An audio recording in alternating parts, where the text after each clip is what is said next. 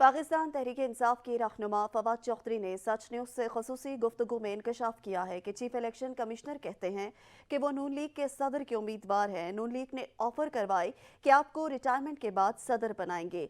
इदारों की ज़बरदस्ती इज्जत नहीं होती, ज़बरदस्ती कुछ और होता है। मैं सदर केपी और जो पंजाब के मेंबर हैं इलेक्शन कमीशन के, वो ऑनरेबल लोग हैं, उनको चाहिए अपना किरदार अदा करें और अपने इदारे के वक़ार को कुछ तो बहाल करें। जिस तरीके से एक मजाक बन गया है इलेक्शन कमीशन, इस तरह ये पाकिस्तान का फ़ायदा तो नहीं है। इलेक्शन कमिश्नर की कोई हैसियत नहीं रही, वो हर चीज़ के ऊपर पूछते हैं नून लीग से कि अब मैंने क्या करना है। इसके बाद वो कहते हैं मैं सदर का उम्मीदवार हूँ नून लीग का। तो ऐसे लोगों के साथ बिल्कुल उनको ऑफर की गई है कि आप यहाँ से रिटायर हो, इसके बाद सदर बन जाए। ये जो यहाँ पे तमाशा 9 महीने बना है ना कि लोगों से ज़बरदस्ती इज्जत करवानी है, ज़बरदस्ती इज्जत नहीं होती। ज़बरदस्ती को तो बस कुछ और ही होता है। फिर पीका का कानून 2016 में PMLN ने बनाया था। हमने उसमें ये अमेंडमेंट की थी कि जो ख़वातीन और उनके ऊपर जो एलिगेशंस होते हैं उनको नॉन अवेलेबल जो है वो किया जाएगा। और अब भी इंशाल्लाह जब भी मौका मिला सोशल मीडिया को कानून के दायरे में लाना बहुत अहम।